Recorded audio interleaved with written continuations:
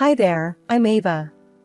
I work as an insurance agent, a job that keeps me glued to my desk or on the phone most days. I live in a cozy house that my grandma left me when she passed. It's a bit old-fashioned but filled with memories and comfort. My life's pretty routine: work, home, a bit of gardening, and then some more work. Dating? Who's got the time? After another long day filled with claims and paperwork, the loneliness of the big, quiet house really hit me. That's when I thought, why not try online dating? I took a couple of decent pics in front of the house and some from my trips to Europe last summer, slapped them up on a dating site, and hoped for the best. Barely had I refreshed the page when a message popped up. It was from Ethan. His profile showed a guy with a confident smile, standing in a garage full of cars. The caption said he ran his own car repair shop. Just my type, a guy who knew how to handle tools. We hit it off right from our first chat. Ethan was straightforward, no airs about him. He said, "Hey Ava, I see you've been to Italy. Got any good travel stories?" I laughed, typing back quickly, "If getting lost in Venice and ending up on a private gondola counts, then yeah, loads." "Sounds like my kind of adventure," he replied. And just like that, we kept messaging back and forth. He had a sense of humor that made even a bad day good. Our first date was at a local diner. Nothing fancy, just good burgers and fries. When I saw him waiting outside, leaning against his beat-up truck, he waved and grinned. It was easy to smile back. The conversation flowed as smoothly as the milkshakes we ordered. Ethan was all about his shop and the cars, and I shared tales from the insurance battlefield. But when he talked about his family, his tone changed a bit. "I owe a lot to my mom, you know? She raised me by herself." I didn't think much of it then. I was too caught up in his stories, his laughter, and the way his eyes lit up when he talked about his latest car restoration. By the end of the evening, I was glad I took the plunge into online dating. Ethan was a breath of fresh air, someone who seemed genuinely into the things I cared about. We made plans to meet again, and I went home feeling something I hadn't in a while: excitement. The more we dated, the closer we got, and it didn't take long before we were talking about a future together. He was easy to love, with his quick smiles, and the way he'd fix anything that broke around my house, just like he promised. But as our wedding day neared, Ethan dropped a bit of a bombshell on me. "You know, Ava, my mom and I are really close," he said one evening as we were scrolling through potential wedding venues on his laptop. "I mean, she's pretty much my best friend." I smiled, finding his devotion sweet. "That's really nice, Ethan. It's good to see a man who cares about his family." "Yeah, she's been through a lot, just us two for so many years. She means the world to me." He glanced at me, maybe checking to see if I was okay with this level of attachment. "Of course, I get it," I reassured him, squeezing his hand. I met Maggie a week later at her quaint little house that seemed frozen in another era. Ethan had hyped up how much she was going to love me. But the reality? It was like hitting a wall of ice. She was polite, sure, but there was a stiffness to her smile, a reserve in her hello. During dinner, I tried to make conversation, really I did. "This casserole is delicious, Maggie. Ethan told me you're the best cook." But Maggie turned to Ethan, ignoring my attempt.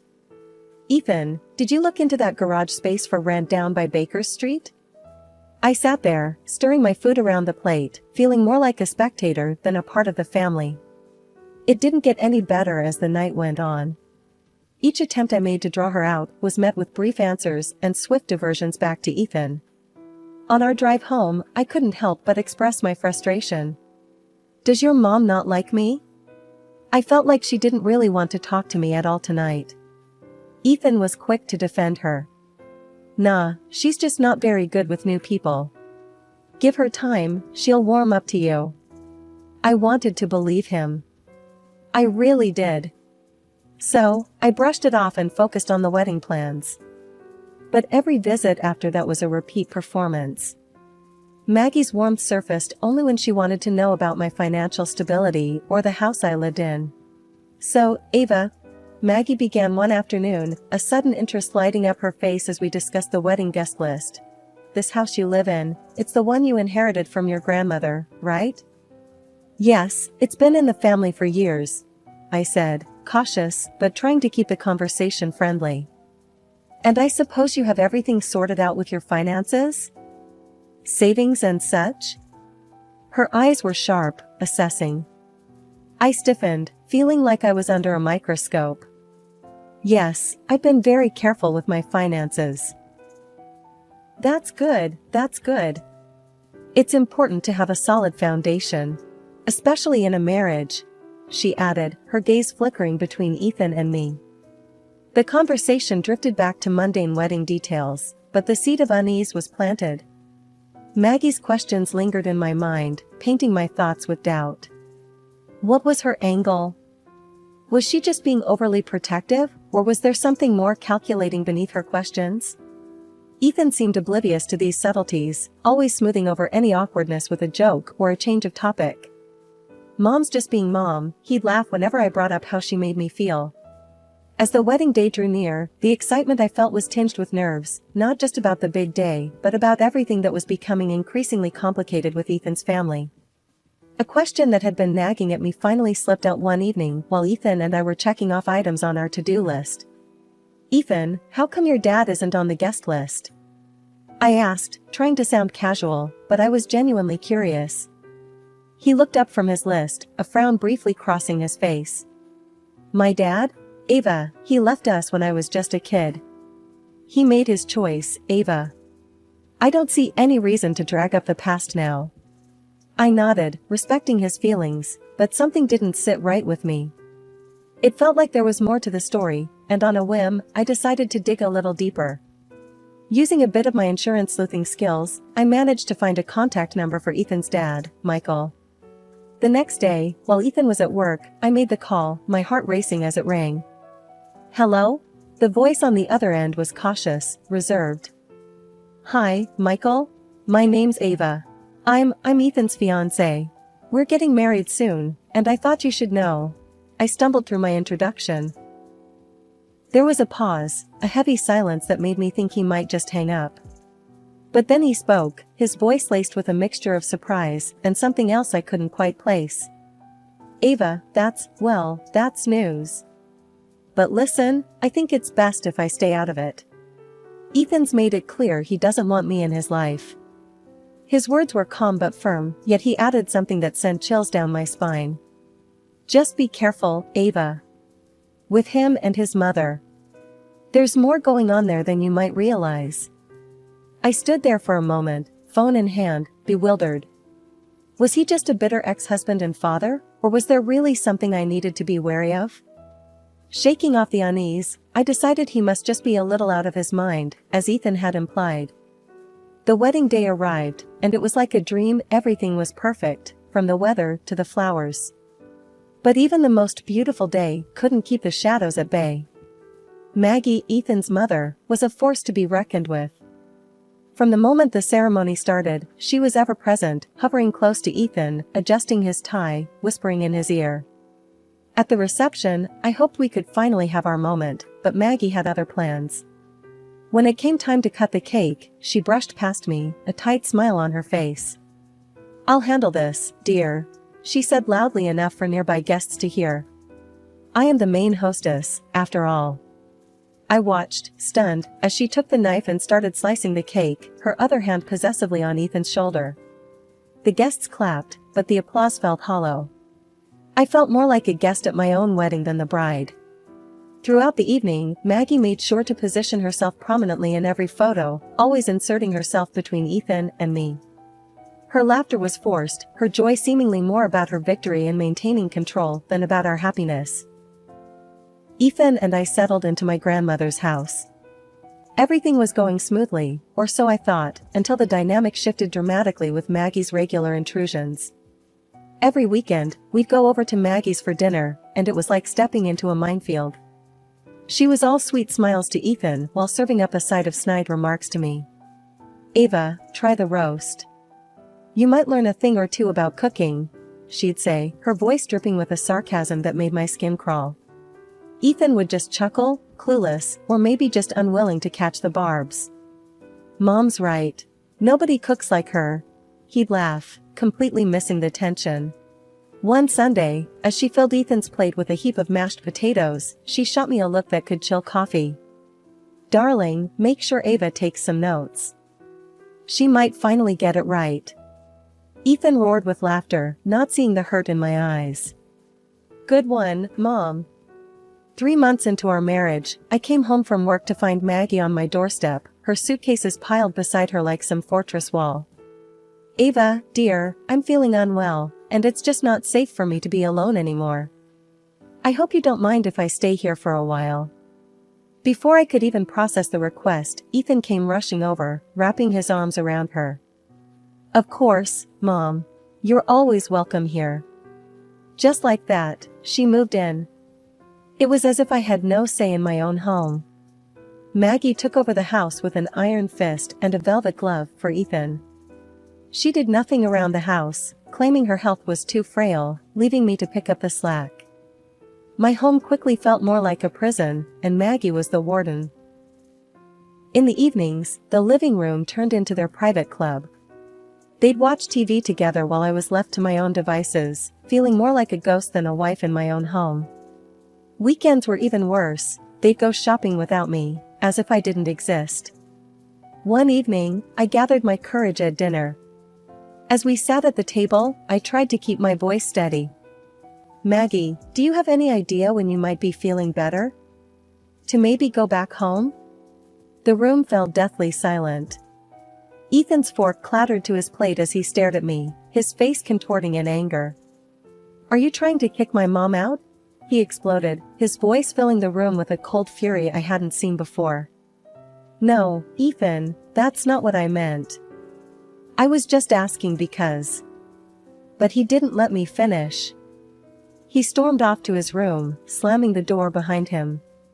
Maggie sat there, a smug smile playing on her lips, her eyes gleaming with triumph. Looks like you put your foot in it, dear, she taunted, her voice low and menacing. I sat there, stunned and alone, the clinking of cutlery echoing my shaking hands. What was happening? How had my life turned into this nightmare? One morning, I was pulling out my favorite blouse for work when I noticed it looked off. The color was faded, the fabric rough, and the seams slightly torn. Puzzled, I dug through my wardrobe and found more of my clothes in similar states of ruin. That's odd, I muttered to myself, examining a particularly discolored sweater. Maggie, who was always buzzing around, chimed in with a too-sweet tone. Oh, dear, that's my fault. I mixed up the laundry last week, must have used the wrong detergent. You know how it is, these things happen. Her words dripped with faux concern, but the glint in her eyes said otherwise. It was clear, this was no accident. This was on purpose. And sure enough, none of Ethan's clothes showed any signs of damage. When I confronted Ethan about it later that day, his reaction was dismissive at best. You know how Mom is. She's getting older, mistakes happen. Looks like you're not taking good enough care of your stuff, Ava.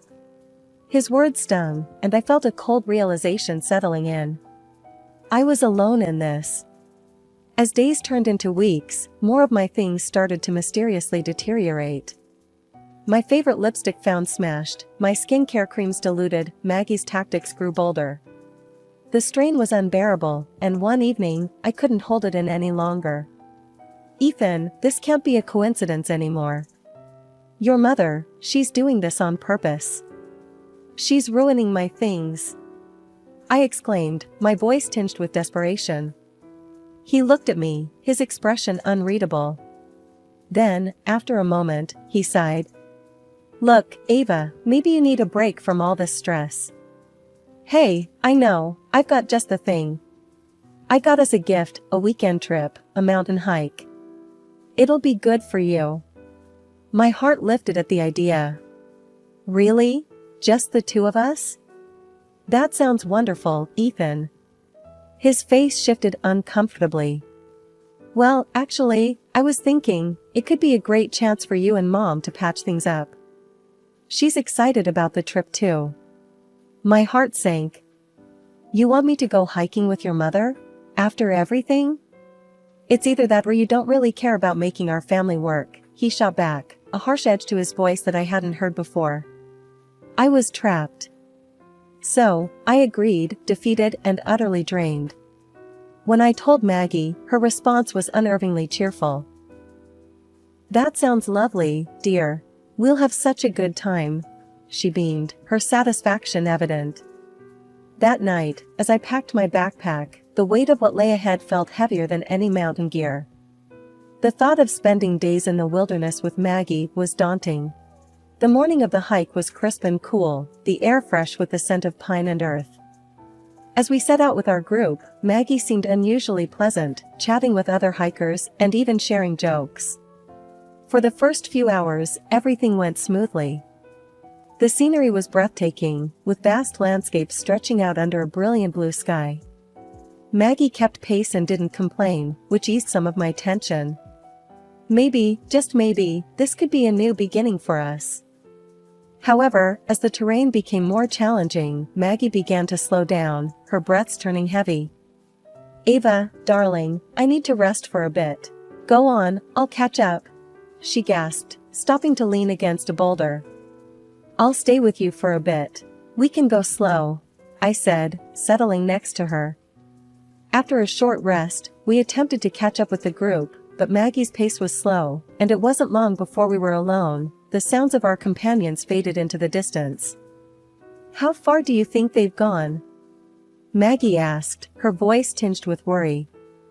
Please check from that rock over there. You might get a better view. As I climbed the rock, focused on locating our group, I felt a sudden, sharp shove from behind. My feet lost their grip, and I tumbled forward, the ground rushing up to meet me as I blacked out. When I regained consciousness, the pain hit me like a wave. My arms were scraped and bruised, throbbing with each heartbeat. Worse, my leg was twisted at an odd angle, pain flaring with even the slightest movement. Panic set in as I realized Maggie was gone, along with my backpack that had my phone, water, and food. Maggie! I screamed, hoping she was nearby, that this was some terrible mistake. But there was no answer, just the rustle of leaves and the distant call of a bird. As dusk approached, I knew I couldn't stay on the ground, the risk of wild animals was too real.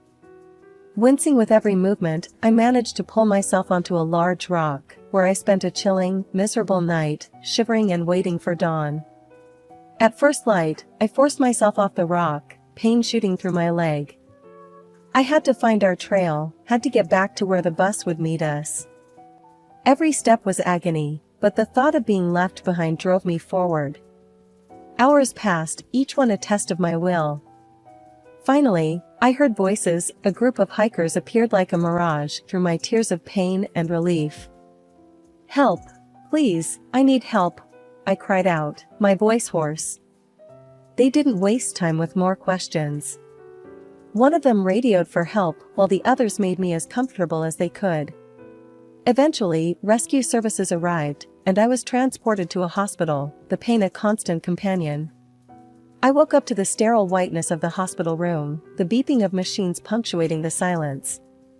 My injuries ached, but the pain was dulled by relief. I was alive, rescued, and far from the perilous cold of the mountain.